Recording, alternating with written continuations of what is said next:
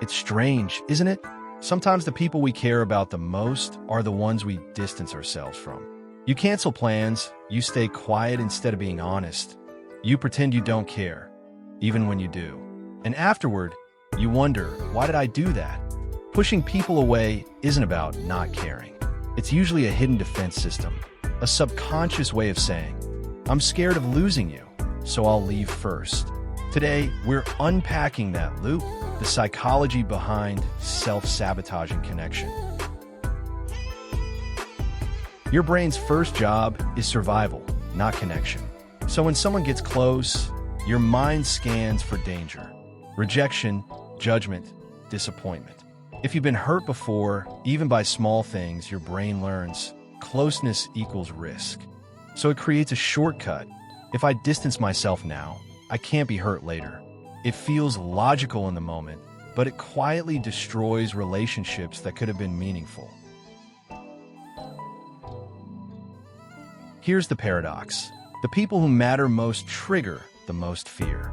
Caring amplifies vulnerability. When you don't care about someone, you can be fully yourself. No filters, no fear. But when you do care, you start managing impressions, avoiding conflict, hiding needs. Ironically, the more you care, the more you want to hide your real feelings, which makes connection harder instead of easier. Self-sabotage is rarely about the present. It's a memory echo, your brain repeating old patterns to prevent past pain. Maybe you grew up with inconsistent affection or friendships that shifted suddenly, or a relationship where vulnerability backfired. Your mind now treats connection like a hot stove. Get close and you'll get burned. So you jump back, even if the stove is cold now. This creates the avoidance loop. You feel connection, feel fear, pull away, feel guilty, repeat. If this resonates, you're not alone. Millions of people carry this loop quietly. If you want more psychology breakdowns that help you understand your patterns, feel free to like or share this. And stick around for more episodes like this one. Think of your defensive habits like an oversensitive smoke alarm. A little closeness? Alarm. Someone cares? Alarm. A moment of silence in the conversation? Alarm. These alarms are meant to protect you, but they activate far too easily. The goal isn't to shut them off, but to tune them so they react to real danger, not to every moment of emotional intimacy. Self-sabotage doesn't always look dramatic.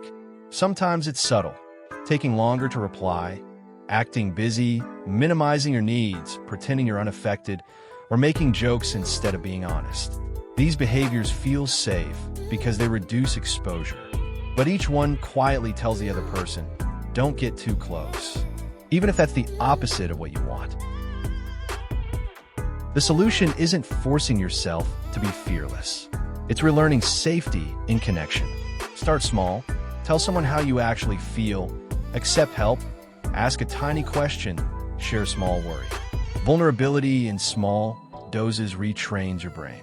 Each safe moment says, see, connection didn't hurt. You survived.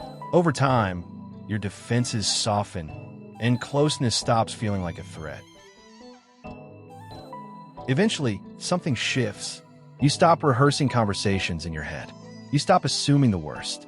You stop pulling back at the first sign of closeness. You start letting people in, not perfectly, but more honestly. And the relationships that survive this shift, they become deeper, steadier, and more real than anything fear ever allowed. Now that we've explored why we push people away, next time we're diving into something equally universal, the fear of wasting time. Why do some choices feel high stakes? Why do we second-guess decisions, delay commitments, or panic about running out of time? In episode 18, we break down the psychology behind time anxiety and why it shapes more of your life than you realize. Make sure to subscribe so you don't miss it, Model Thinkers.